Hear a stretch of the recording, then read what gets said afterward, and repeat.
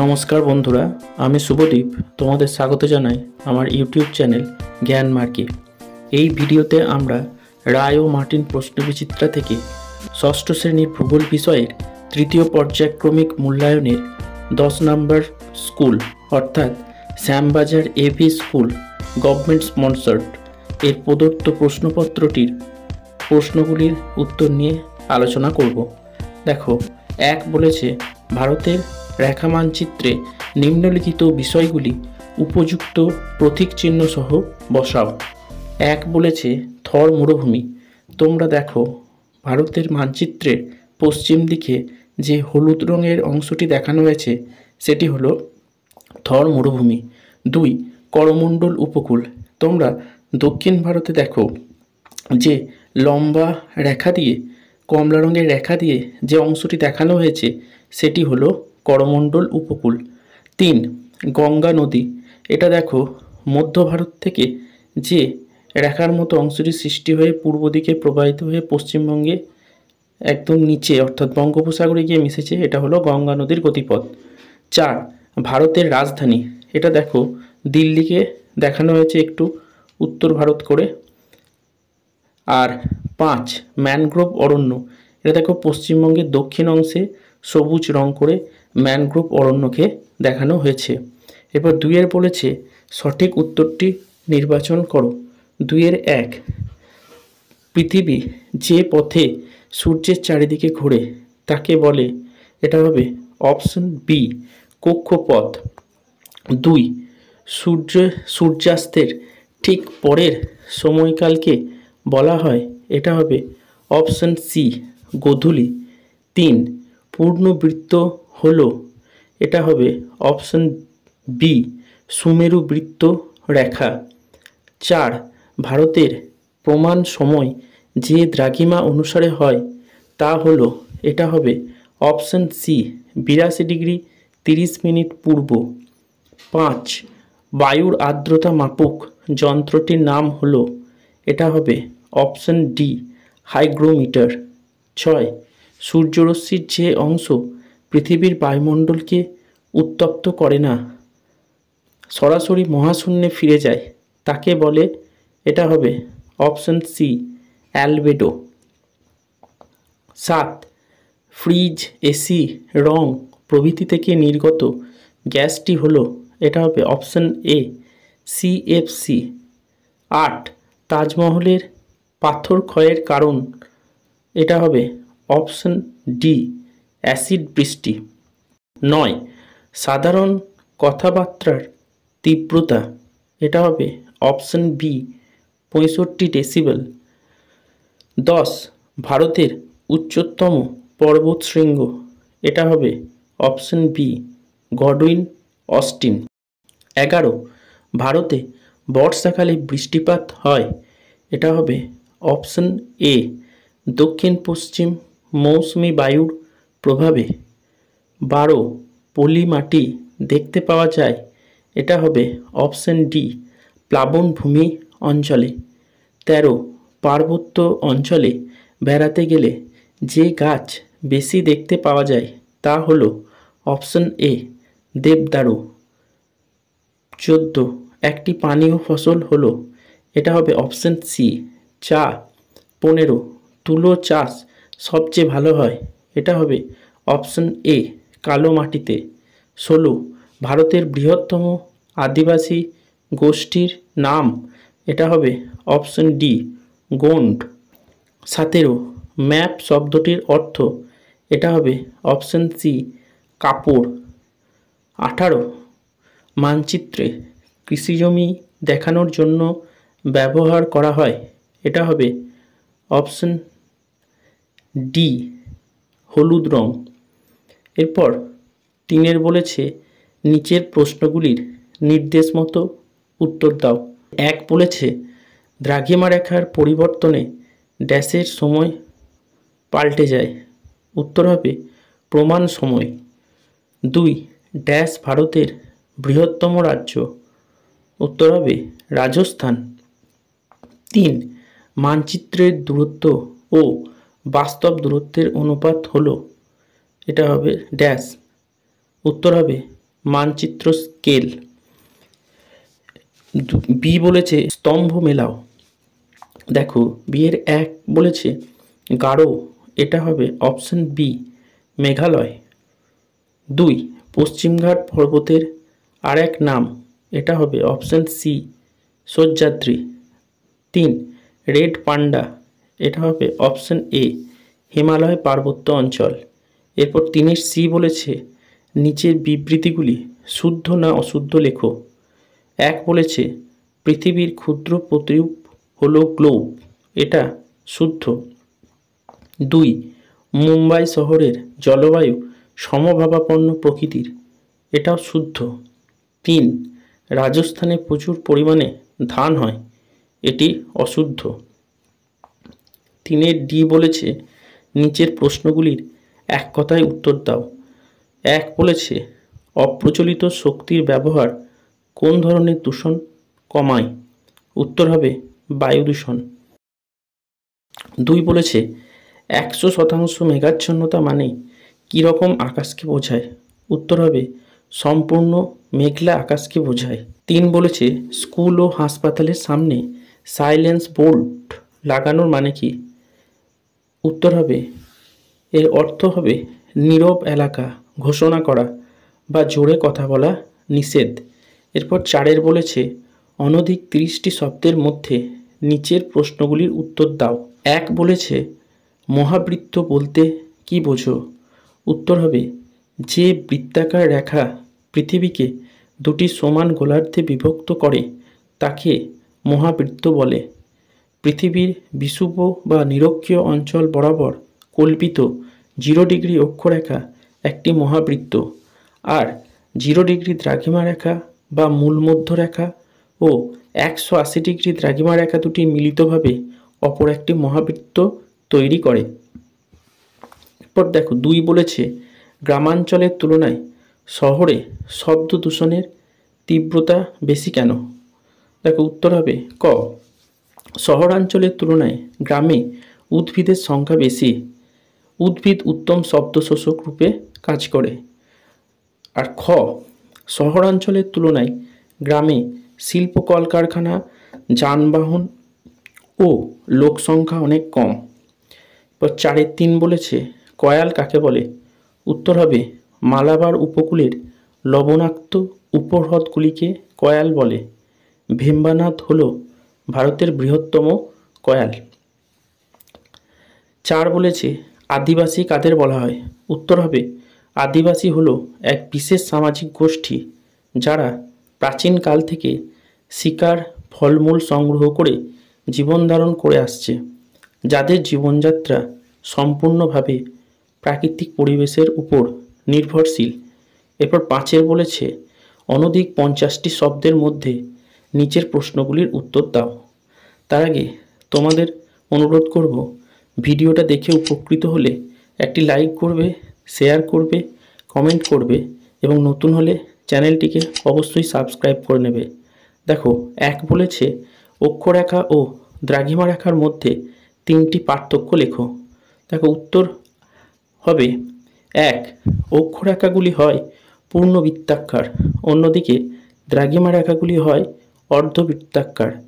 2 অক্ষরেখাগুলি পূর্ব পশ্চিমে বিস্তৃত কিন্তু দ্রাঘিমা রেখাগুলি উত্তর দক্ষিণে বিস্তৃত। 3 অক্ষরেখাগুলির মধ্যে ব্যবধান সমান হলেও প্রতিটি অক্ষরেখার দৈর্ঘ্য সমান নয়, অন্যদিকে দ্রাঘিমা রেখাগুলির মধ্যে ব্যবধান সমান না হলেও প্রতিটি দ্রাঘিমা রেখার দৈর্ঘ্য সমান হয়।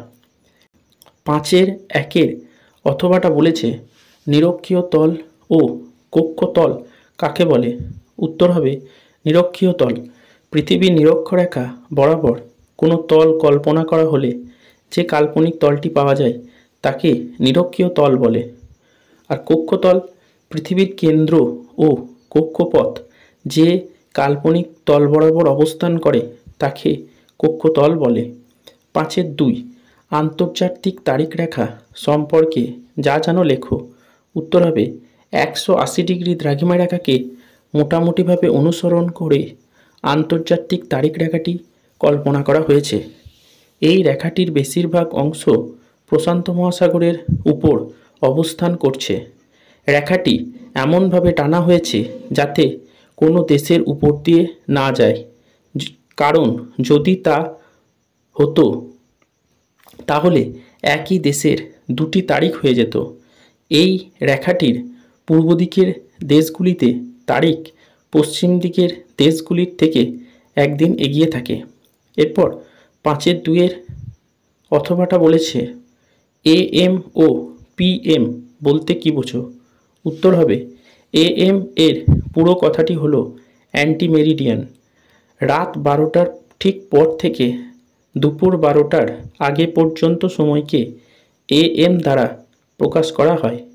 আর PM কথাটির পুরো নাম হলো পোস্ট মেরিডিয়ান।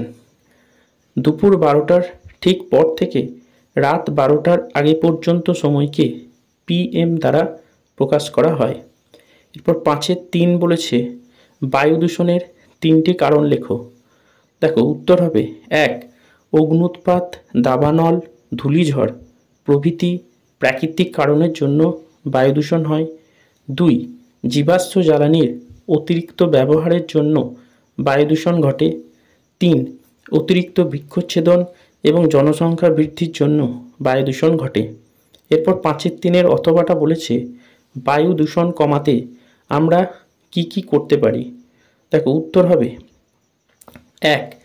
জীবাশ্ম জ্বালানির অতিরিক্ত ব্যবহার বন্ধ করতে হবে বা কমাতে হবে। আর অপ্রচলিত শক্তির উৎসগুলির ব্যবহার বাড়াতে হবে। 2.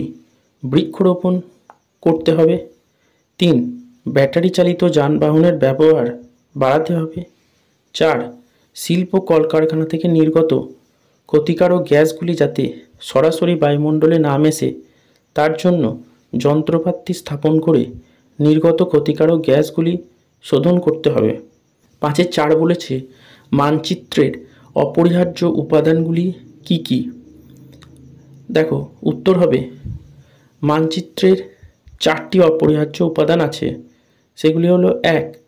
শিরোনাম, এটি মানচিত্রের বিষয়বস্তু সম্পর্কে ধারণা প্রদান করে। 2. উত্তর দিক নির্দেশক রেখা, এটি মানচিত্রের দিক নির্ণয়ে সাহায্য করে। 3. মানচিত্র স্কেল, এটি মানচিত্রের নির্দিষ্ট দুটি স্থানের মধ্যে দূরত্ব নির্ণয় করতে সাহায্য করে। আর 4. নির্দেশিকা, মানচিত্রে ব্যবহৃত প্রতীক চিহ্ন, রং ইত্যাদির অর্থ বোঝা যায় নির্দেশিকা দেখে। এরপর 5-4 অথবাটা বলেছে প্রাকৃতিক ও বিষয়ভিত্তিক মানচিত্রের মধ্যে পার্থক্য লেখো। দেখো উত্তর হবে যেসব মানচিত্রগুলিতে বিভিন্ন প্রাকৃতিক বিষয়গুলি যেমন বনভূমি, পর্বত, মালভূমি, নদ নদী প্রভৃতি দেখানো হয় সেগুলি হলো প্রাকৃতিক মানচিত্র। আর অন্যদিকে যেসব মানচিত্রগুলিতে নির্দিষ্ট বিষয়গুলি যেমন জনসংখ্যা, খনিজ সম্পদ, যোগাযোগ ব্যবস্থা প্রভৃতি দেখানো হয় সেগুলি হলো বিষয়ভিত্তিক মানচিত্র। এরপর 6 বলেছে অনধিক 80টি শব্দের মধ্যে নিচের প্রশ্নগুলির উত্তর দাও। দেখো 1 বলেছে আবহাওয়া ও জলবায়ুর মধ্যে পার্থক্য লেখো। দেখো এর উত্তর হবে 1. আবহাওয়া হলো কোনো নির্দিষ্ট স্থানের নির্দিষ্ট সময়ের বায়ুমণ্ডলের বিভিন্ন উপাদানের গড় অবস্থা। অন্যদিকে জলবায়ু হলো একটি বিশাল অঞ্চলের 30-35 বছরের গড় আবহাওয়ার অবস্থা। 2. আবহাওয়া খুব দ্রুত পরিবর্তিত হয় কিন্তু জলবায়ু খুব ধীরে পরিবর্তিত হয়। 3.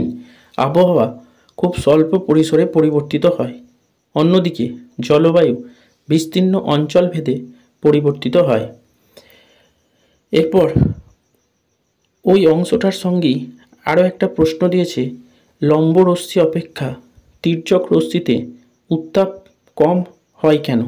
দেখো উত্তর হবে লম্ব রশ্মি অল্প পরিসর স্থানের উপর পতিত হওয়ার কারণে আগত তাপশক্তি বেশি ছড়িয়ে পড়তে পারে না। অন্যদিকে তির্যকভাবে পতিত রশ্মি অনেকটা অঞ্চলে ছড়িয়ে পড়ার কারণে আগত তাপশক্তিও ছড়িয়ে পড়ে। তাই লম্বরশ্মি অপেক্ষায় তির্যক রশ্মিতে উত্তাপ কম হয়। এরপর 6-2 বলেছে গঙ্গা নদীর উৎপত্তি কোথা থেকে হয়েছে। মৌসুমী বায়ুর দুটি বৈশিষ্ট্য লেখো। ভারতে মৃত্তিকা সংরক্ষণের দুটি পদ্ধতি লেখো। দেখো উত্তর হবে গঙ্গা নদীর উৎপত্তি হয়েছে গঙ্গোত্রী হিমবাহের গোমুখ গুহা থেকে। মৌসুমী বায়ুর দুটি বৈশিষ্ট্য হলো, 1, এই বায়ু ঋতুভেদে তার অভিমুখ বা দিক পরিবর্তন করে। 2, এই বায়ুর প্রভাব দেখা যায় উভয় গোলার্ধের 10 ডিগ্রি থেকে 30 ডিগ্রি অক্ষাংশের মধ্যে। আর মৃত্তিকা সংরক্ষণের দুটি পদ্ধতি হলো, 1, অতিরিক্ত পশুচারণ ও বৃক্ষচ্ছেদন কমাতে হবে। আর 2, বিজ্ঞানসম্মত পদ্ধতিতে কৃষিকাজের প্রবর্তন করতে হবে। 6-3 বলেছে অরণ্যের উপকারিতা লেখো। যে কোনো দুটি ভেষজ উদ্ভিদের নাম লেখো। দেখো উত্তর হবে অরণ্যের উপকারিতাগুলি হলো, 1, অরণ্য অক্সিজেনের যোগান দেয় ও পরিবেশকে শীতল রাখতে সাহায্য করে। 2, অরণ্য বৃষ্টিপাত ঘটাতে সাহায্য করে। 3, অরণ্য থেকে আমরা জ্বালানি কাঠ ও আসবাব তৈরির কাঠ পেয়ে থাকি। 4, অরণ্য থেকে আমরা রজন, গদ, ফলমূল, মশলা, ওষুধ ইত্যাদি দ্রব্য পেয়ে থাকি। আর 5, অরণ্য ভূমিক্ষয় প্রতিরোধ করে। আর দুটি ভেষজ উদ্ভিদ হলো নিম ও বাসক। 6-4 বলেছে ঝুম চাষ কাকে বলে। ভারতে গম চাষের প্রয়োজনীয় জলবায়ু ও মৃত্তিকা সম্বন্ধে আলোচনা করো। দেখো উত্তর হবে ঝুম চাষ যে প্রাচীন কৃষি ব্যবস্থাতে বনখণ্ড কেটে ও পুড়িয়ে জমি প্রস্তুত করে তাতে কয়েক বছর ধরে বিভিন্ন রকমের ফসল চাষ করা হয় তাকে ঝুম চাষ বলে। আর গম চাষের প্রয়োজনীয় জলবায়ু ও মৃত্তিকা হলো, গম চাষের জন্য মৃদু শীতল ও নাতি আর্দ্র জলবায়ু প্রয়োজন। গড় বার্ষিক উষ্ণতা দরকার 15 ডিগ্রি থেকে 20 ডিগ্রি সেলসিয়াস এবং গড় 50 থেকে 100 সেমি বৃষ্টিপাত দরকার। গম চাষের জন্য উন্নত জলনিকাশি ব্যবস্থাযুক্ত চুনযুক্ত দোআঁশ মাটি প্রয়োজন। তাহলে আমরা এই মডেল পেপারটির সমস্ত প্রশ্নের উত্তরগুলি আলোচনা করলাম। এইভাবে পরবর্তী সেটের উত্তর পেতে অবশ্যই চ্যানেলটিকে সাবস্ক্রাইব করে বেল আইকনটা প্রেস করে দেবে, যাতে সবার আগে নোটিফিকেশন পেতে পারো। ভিডিওটা সম্পূর্ণ দেখার জন্য ধন্যবাদ। নমস্কার।